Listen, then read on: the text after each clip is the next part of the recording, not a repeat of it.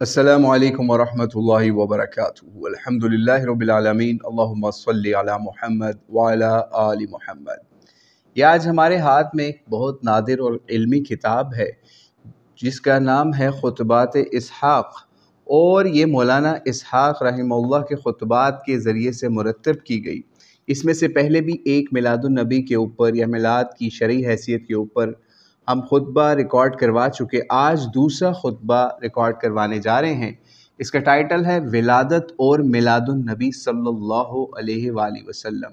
इस खुतबे के अंदर उन रवायात का जायज़ा लिया गया जो मिलाद से मुतल्लिक लोग या वाइज़ीन बड़ा चढ़ा कर बयान करते हैं, और उन रवायात से अक्सर मुल्हिदीन या गैर मुस्लिम भी इस्तिफ़ादा करते हुए नबी अलैहिस्सलाम की ज़ात मुबारका के ऊपर इल्ज़ाम लगाते हैं। और बहुत सारी चीज़ें हैं जो आज इस एक खुतबे से आपके इल्म में इजाफ़ा होने जा रहा है इंशाअल्लाह। तो आइए बिला ताख़ीर इसका आगाज़ करते हैं। टाइटल है विलादत और मिलादुन नबी सल्लल्लाहु अलैहि वसल्लम। उम्मतों का ज़वाल। तारीख़ के मुताले से पता चलता है कि उम्मतों को इतना नुकसान अवाम और बेइल्म लोगों ने नहीं पहुँचाया जितना उलमा और वाइज़ीन ने पहुँचाया है। ये लोग अपनी शोहरत और दौलत के लालच में लोगों को गलत रवायात सुनाकर खुश करते हैं। इस तरह दौलत और शोहरत हासिल करते हैं, हालांकि जो रवायात वो बयान करते हैं वो झूठ और मन घड़त होती हैं, और जहाँ ये रवायात लिखी होती हैं साथ ही इनका गलत होना भी लिखा होता है। चूँकि ये बात उलमा और वाइज़ीन के ख़िलाफ़ जाती है, इसलिए वो इसे छोड़कर सिर्फ रवायात ही बयान करते हैं। ईसा अलैहिस्सलाम ने इन्हीं लोगों के मुतल्लिक फरमाया था, इन आलिमों की मिसाल ऐसे है जैसे पक्की क़ब्र होती है, ऊपर से खुशनुमा नज़र आती है, लेकिन अगर इसे खोदा जाए तो इसमें से बदबू और हड्डियों के सिवा कुछ नहीं मिलता। ये लोग मुरीद बनाने के लिए खुश्की और तरी का सफ़र करते हैं, हालांकि ये दीन के लिए कुछ नहीं करते बल्कि अपने लिए सब कुछ करते हैं। सूरत तौबा में इरशाद बारी ताला है, आयत नंबर 34 है। इसका तर्जुमा है, बेशक बहुत से आलिम और दरवेश लोगों का माल बातिल तरीके से खाते हैं और इन्हें अल्लाह के रास्ते से रोकते हैं, यानी नाम अल्लाह और दीन का लेते हैं, हालांकि सब कुछ अपने मफाद के लिए करते हैं। इसीलिए किसी आलिम और दानिश्वर ने कहा था, अरबी का माकूला, उसका तर्जुमा है कि दो ग्रोह ऐसे हैं कि अगर वो दुरुस्त हो जाएं तो पूरी उम्मत दुरुस्त हो जाती है, अगर वो बिगड़ जाएं तो पूरी या सारी उम्मत बिगड़ जाती है। वो हैं उलमा और हुक्मरान। अगर बादशाह और उलमा नेक और साले हों तो तमाम उम्मत दुरुस्त हो जाती है, क्योंकि एक जगह इरशाद होता है, क्योंकि लोग बादशाहों के दीन पर होते हैं और बादशाह उलमा के ताबे होते हैं। जैसा दीन वो इनको बताते हैं वो इसी पर अमल करते हैं। एक मर्तबा उमर रज़ियल्लाहु ताला अन्हु ने काब बिन अहबार से पूछा, उलमा किस वजह से लोगों की गलत रहनुमाई करते हैं? उन्होंने जवाब दिया, तमा की वजह से, यानी लालच की वजह से। जब उलमा में तमा और लालच आ जाता है तो वो दुरुस्त की बजाय वो जो चीज़ अपने मुफाद में हो वो बताते हैं। इस तरह दीन के नाम पर लोगों को धोखा देते हैं। दूसरी वजह इसकी ये है कि लोग आलिमों की बजाय जाहिलों को अपना इमाम और रहनुमा बना लेते हैं और वो बग़ैर इल्म के लोगों की रहनुमाई करते हैं, ख़ुद भी गुमराह होते हैं और लोगों को भी गुमराह करते हैं। नबी अलैहिस्सलातु वस्सलाम ने फरमाया, अल्लाह इस तरह इल्म को नहीं उठाएगा कि लोगों के दिलों से इल्म को निकाल ले, बल्कि उलमा फ़ौत होते जाएंगे और लोग जाहिलों को अपना इमाम बना लेंगे। वो इनसे सवालात करेंगे, ये बग़ैर इल्म के फ़तवा देंगे और इस तरह ख़ुद भी गुमराह होंगे और लोगों को भी गुमराह करेंगे। आजकल यही हालत है कि लोग जिस शख्स को देखते हैं इसने दाढ़ी रखी हुई है और नमाज और अज़ान पढ़ता है तो इसको आलिम समझना शुरू कर देते हैं, अगरचे इसने दीन के मुतल्लिक कुछ भी इल्म हासिल ना किया हो। आजकल ऐसे इमाम भी हैं जिनको अरबी नहीं आती, सिर्फ तकरीर और वाज करना आता है, तो वो इमाम बने हुए हैं और लोग इनके पीछे लगे हुए हैं और वो ख़तीब आज़म के लक़ब से पुकारे जाते हैं। نبی اکرم صلی اللہ علیہ وآلہ وسلم کی تاریخ اور کس مہینے کو ہوئی، یعنی ولادت کس تاریخ کو ہوئی اور کس مہینے کو ہوئی، اس بارے میں کوئی صحیح روایت موجود نہیں۔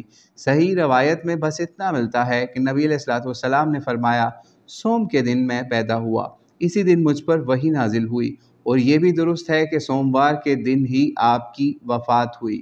لیکن آج کل لوگ نبی صلی اللہ علیہ وآلہ وسلم کے میلاد کو اس طرح مناتے ہیں جیسے تاریخ اور مہینہ بالکل متعین اور معلوم ہو، حالانکہ جن لوگوں نے اس کے بارے میں کتابیں لکھی ہیں وہ خود اس کا تعین نہیں کرتے۔ کسی نے 8 ربیع الاول لکھی، کسی نے 12، کسی نے 1 رمضان اور کسی نے 10 محرم الحرام۔ امام جلال الدین سیوطی رحمہ اللہ جنہوں نے خصائص الکبریٰ لکھی، اس میں ہر طرح کی روایات درج کی۔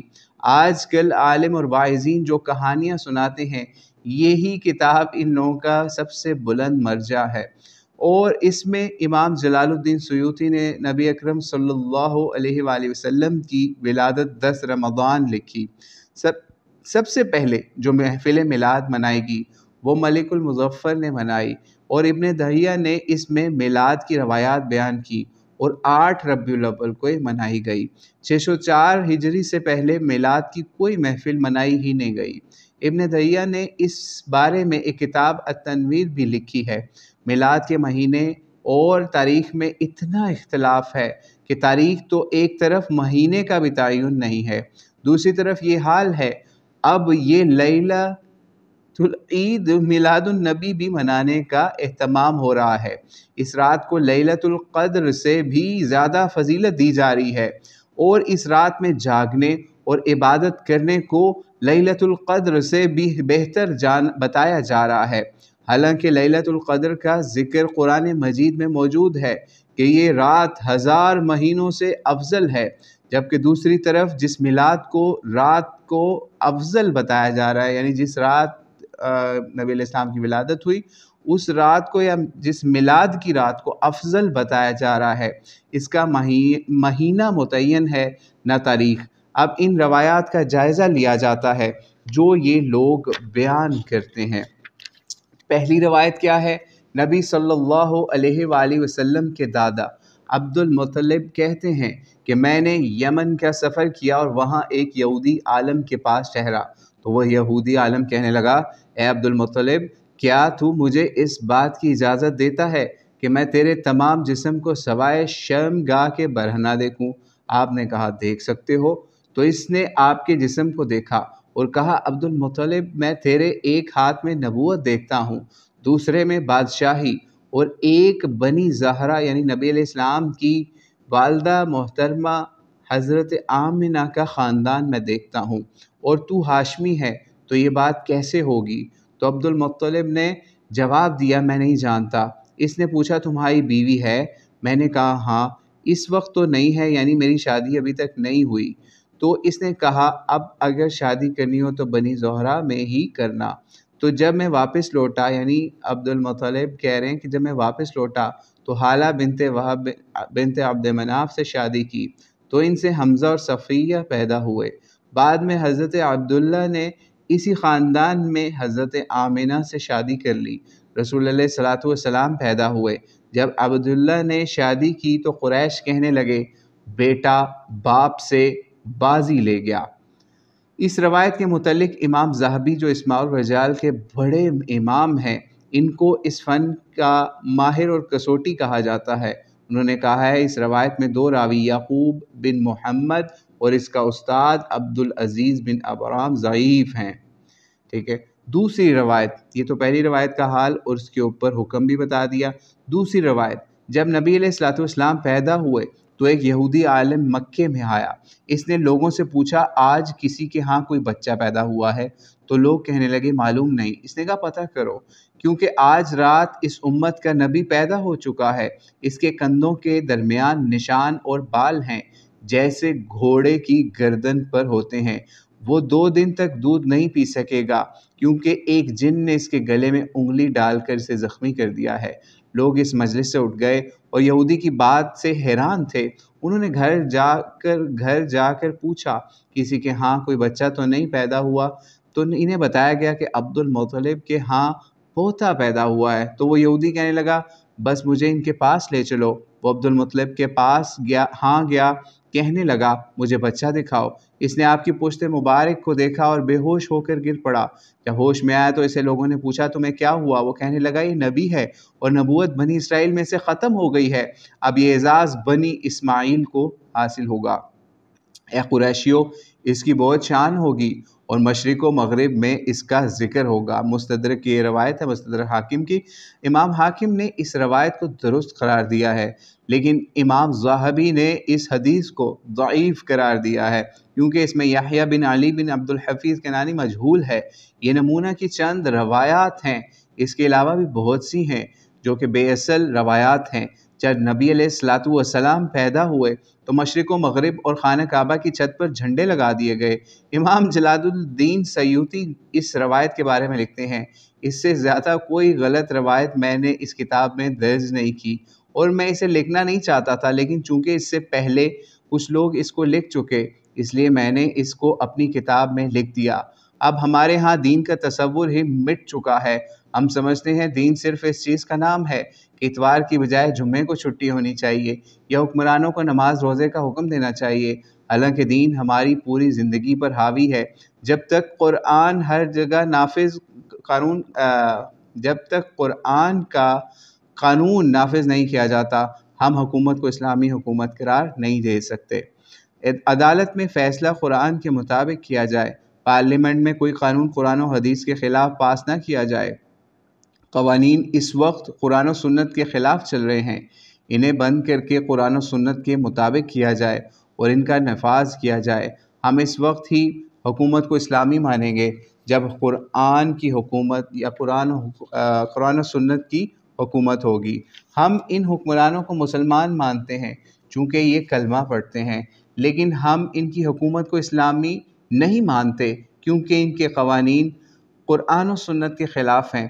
اللہ نے صدیوں کے بعد تحریک اہل حدیث کی شکل میں مسلمانوں کو ایک مسلمان اور موحد جماعت عطا فرمائی جس کا مشن تھا باطل اور طاغوت کے خلاف جہاد، نبی صلی اللہ علیہ وآلہ وسلم کی صحیح سنت کی اتباع اور شرک سے پاک توحید کا عقیدہ۔ یہ تین باتیں تھیں جن کو سربلند کرنے کے لیے اہل حدیث کی تحریک اٹھی تھی اور انہوں نے انگریز کے خلاف جہاد کیا، ہر طاغوتی طاقت کو للکارا اور کہا کہ ہم اللہ پاک کے سوا کسی کی حکمرانی تسلیم نہیں کرتے۔ اللہ ہی کی یہ زمین ہے، اس پر قانون بھی اللہ کا چلے گا۔ سید احمد شہید نے اس کو عملی جامہ پہنایا، زمین پر اللہ کی حکمرانی قائم کرنے کے لیے جہاد کیا، اسی میں اپنی جان قربان کر دی۔ دوسری بات، نبی علیہ السلام کی سنت صحیحہ کی اتباع۔ لوگ تقلید میں پھنسے ہوئے تھے، نبی اکرم صلی اللہ علیہ وآلہ وسلم کی سنت کی بجائے اماموں کی تقلید واجب جانتے تھے۔ یہ دوسرا پوائنٹ ہے جس کے لیے اہل حدیث جماعت کا قیام آیا تھا یا تحریک کا۔ اماموں کی تقلید کو واجب جانتے تھے، قال اللہ و قال رسول کی بجائے قال ابو حنیفہ، امام مالک، شافعی اور احمد بن حنبل چلتا تھا۔ اہل حدیث نے ان تمام زنجیروں کو توڑا اور صرف قرآن مجید اور نبی علیہ السلام کی سنت صحیحہ کی پیروی کی اور اسی کا حکم دیا۔ تیسری بات، اللہ کی توحید، ہر طرف شرک، اللہ کی توحید، یعنی تیسرا پوائنٹ ان کا کیا تھا؟ اللہ کی توحید کی بات کرنا۔ ہر طرف شرک عام تھا، قبروں کی پوجا ہوتی تھی، غیر اللہ سے دعائیں مانگی جاتی تھیں۔ تحریک اہل حدیث نے ان کو رد کر کے صرف اللہ کو حاجت روا اور اللہ کو مشکل کشا ماننے کی دعوت دی، لیکن بدقسمتی سے اب اہل حدیث نے بھی وہی روش اختیار کر لی ہے کہ سنت صرف رفع یدین اور سینے پر ہاتھ باندھنے کا نام قرار دے دیا گیا ہے۔ شرک صرف قبروں کو پوجنا اور غیر اللہ سے مدد مانگنا رہ گیا ہے۔ اتباع سنت صرف شلوار ٹخنوں سے اوپر کرنے اور داڑھی رکھنے کو قرار دے دیا گیا ہے، حالانکہ دین تمام زندگی پر محیط ہے۔ نبی علیہ السلام کی بعثت کا مقصد قرآن مجید میں اللہ نے ارشاد فرمایا کہ ہم نے رسول اس لیے بھیجے کہ ان کی اطاعت کی جائے۔ نبی نہ اس مقصد کے لیے آتے ہیں کہ ان کا میلاد منایا جائے اور نہ اس مقصد کے لیے آتے ہیں کہ ان کی نعتیں پڑھی جائیں۔ اللہ خود ان کی تعریف کرتا ہے۔ نبی اور رسول اس لیے آتے ہیں کہ اللہ کے دین کو خالص کر کے لوگوں کے سامنے پیش کریں اور عملی طور پر اس پر عمل کر کے دکھائیں تاکہ لوگ اس دین کو بھی سمجھیں اور اس پر عمل بھی کریں۔ علامہ ابن قیم اغاث الحفام میں لکھتے ہیں قیامت کے دن کسی کے کوئی چیز کام نہ آئے گی۔ قرآن مجید میں ہے اس دن مال اور بیٹے کسی کے کام نہیں آئیں گے مگر جو اللہ کی بارگاہ میں قلب سلیم لے کر آئے۔ دین میں دو چیزیں ایسی ہیں جن سے ہر مسلمان کو بچنا چاہیے، شبہ اور شہوت۔ اس کے رسول نے جو حکم دیا اس میں کوئی کسی قسم کا شبہ اور شک نہیں ہونا چاہیے۔ جیسے اللہ نے حضرت عیسیٰ کو بغیر باپ کے پیدا کیا، اب کوئی کہے یہ کیسے ہو سکتا ہے؟ یا اللہ نے ابراہیم علیہ السلام کو آگ سے بچا لیا، اب کوئی کہے آگ سے کوئی کیسے بچ سکتا ہے؟ آگ تو ہر کسی کو جلا دیتی ہے۔ دین میں اللہ اور اس کے رسول کی بات میں شک نہ ہو، یہ نہیں ہو سکتا، ٹھیک ہے؟ کوئی شک نہ ہو، شک والی بات کوئی نہیں ہونی چاہیے۔ ہر چیز ممکن ہے، صرف اس کا ثبوت دیکھنا چاہیے، کیا اللہ اور اس کے رسول نے یہ بات کہی ہے، اور اگر ثابت ہو جائے تو پھر شک نہیں ہونا چاہیے۔ دوسری بات شہوت یعنی خواہش۔ جو حکم اللہ اور اس کے رسول نے دیا اس کے خلاف دل میں کوئی خیال نہیں آنا چاہیے۔ جس چیز کا حکم اللہ اور اس کے رسول نے دیا اس کے متعلق کوئی کہے کہ میرا دل اس کو کرنے کو نہیں چاہتا یا میں کوئی اور کام کرنا چاہتا ہوں جس چیز سے اللہ اور اس کے رسول نے منع کر دیا تو فوراً اس سے رک جائے۔ اگر کوئی کام کرنے کو دل کتنا ہی چاہے لیکن جب اللہ اور رسول نے منع کر دیا تو فوراً اس سے باز آ جائے۔ اسلام صرف دو چیزوں کا مطالبہ کرتا ہے، اللہ کی بندگی اور نبی علیہ السلام کی اطاعت۔ گردن صرف اللہ کے آگے جھکے، اس کے علاوہ ہر ایک طاغوت ہے، ان سے قطع تعلق کرے اور اطاعت صرف محمد مصطفیٰ صلی اللہ علیہ وآلہ وسلم کی کرے۔ جب بھی نبی علیہ السلام کا حکم آیا جائے سر تسلیم خم کر دے، اور کسی بھی صحابی تابعی امام کا فتویٰ اس کو نبی اکرم صلی اللہ علیہ وآلہ وسلم کی سنت سے نہ روک سکے۔ نبی صلی اللہ علیہ وسلم کی سنت کے مقابلے میں ہر کسی کی بات رد کر دے، جیسے بابا بلے شاہ نے کہا تھا، بلیا تینوں کافر کافر آکھ دے، تو آہو آہو آکھ۔ اگر اس پر ساری دنیا بھی مخالف ہو جائے تو اس کی کوئی پرواہ نہ کرے، بلکہ صرف اور صرف نبی اکرم صلی اللہ علیہ وآلہ وسلم کے ساتھ اپنے تعلق کو پختہ کرے۔ قیامت کے دن صرف دو چیزوں کے بارے میں سوال کیا جائے گا، ایک لما اور دوسرا کیفا، یعنی جو عمل بھی کسی نے کیا ہوگا اس سے پوچھا جائے گا تو نے یہ عمل کیوں کیا؟ اگر اللہ کو خوش کرنے کے لیے کیا ہے تو پھر تیرا عمل مقبول ہے اور اس کا اجر تجھے دیا جائے گا، اس کے بدلے میں تجھے جنت دی جائے گی۔ اگر تو نے اللہ پاک کے علاوہ کسی اور کو یا لوگوں کو خوش کرنے کے لیے کیا تو تجھے اس کا کوئی اجر نہیں ملے گا۔ اللہ فرمائے گا جس کے لیے تو نے عمل کیا اسی سے اس کا ثواب مانگ۔ اگر لوگوں کو خوش کرنے کے لیے کیا ہے تو پھر لوگ تو خوش ہو چکے، لہٰذا تجھے تیرا اجر مل چکا۔ اور دوسرا سوال یہ ہوگا، تو نے یہ عمل کیسے کیا؟ کیا صرف اپنی خواہش سے یا لوگوں کے کہنے پر کیا یا کہنے کے مطابق؟ تو پھر بھی ہمارے ہاں مقبول نہیں۔ اللہ فرمائے گا ہمارے ہاں تو صرف وہی عمل مقبول ہے جو نبی اکرم صلی اللہ علیہ وآلہ وسلم کے طریقے کے مطابق کیا جائے، اور ویسے ہی کیا جائے جیسے نبی اکرم صلی اللہ علیہ وآلہ وسلم نے کر کے دکھایا ہو۔ اللہ عز و جل کی بارگاہ میں عمل وہی مقبول ہوگا جو خالص اللہ کی رضا کے لیے کیا گیا ہو اور سنت کے مطابق کیا گیا ہو۔ اس سے توحید اور سنت رسول کو اپنے پہ لازم کر لو، ان سے چمٹ جاؤ تو دنیا اور آخرت میں کامیاب ہو جاؤ گے۔ جو عمل اخلاص سے خالی اور سنت رسول کے مطابق نہ ہو وہ کیسا ہی اچھا لگے، لوگ کتنا ہی اس پر عمل کرے، اللہ کی بارگاہ میں اس کی کوئی قیمت نہیں، بلکہ وہ عمل رد کر دیا جائے گا۔ امام شعرانی رحمہ اللہ نے اپنی کتاب میں لکھا ہے کہ نبی اکرم صلی اللہ علیہ وسلم جو احکام لے کر آئے ان کے بارے میں کوئی شک اور شبہ پیدا نہ ہو، بلکہ شرح صدر کے ساتھ ان کو مان لیا جائے، اور کبھی تیری عقل میں یہ بات نہ آئے کہ اللہ پاک اور اس کے نبی نے یہ بات کیوں کہہ دی۔ اپنی عقل کو اللہ اور اس کے رسول کے مقابلے میں حقیر جانو، کیونکہ اللہ کریم کا ارشاد ہے سورہ نساء 65 آیت میں، تمہارے پروردگار کی قسم جب تک یہ لوگ اپنے تنازعات میں تمہیں منصف نہ بنائے اور جو فیصلہ تم کر دو اس سے اپنے دل میں تنگ نہ ہو بلکہ اس کو خوشی سے مان لیں، تب تک یہ مومن نہیں ہوں گے۔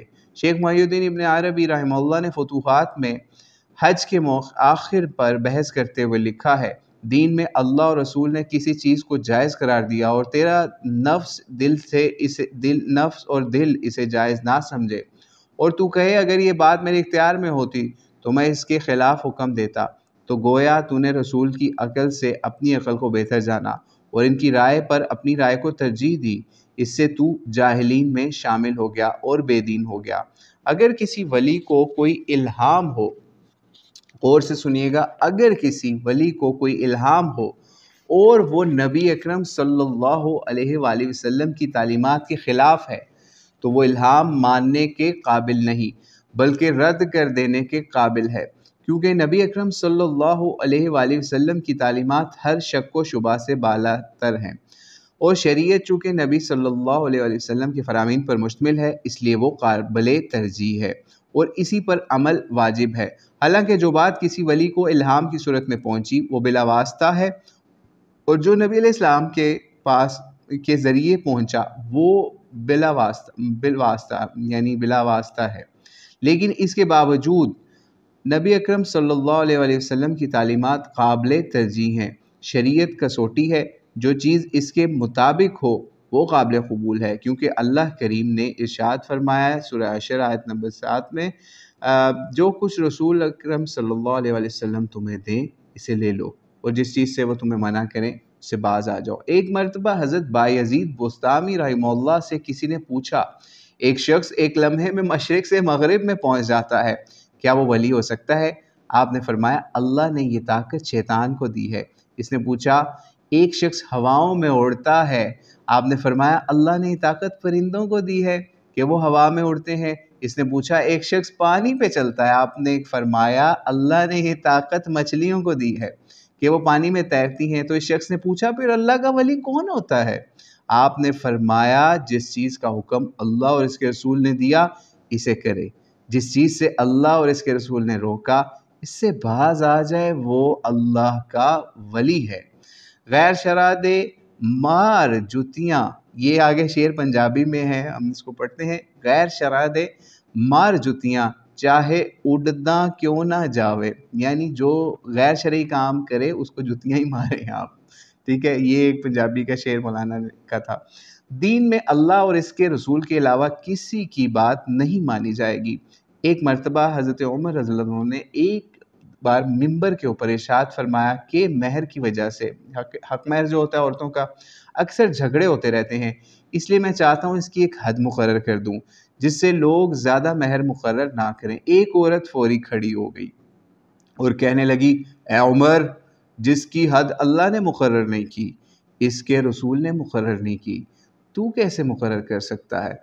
फिर इस औरत ने सूरह निसा की आयत नंबर 20 पढ़ी, जिसका तर्जुमा कुछ यूँ है, अगर तुम एक औरत को छोड़कर दूसरी औरत करनी चाहो और पहली औरत को बहुत सा माल दे चुके हो तो इसमें से कुछ मत लेना।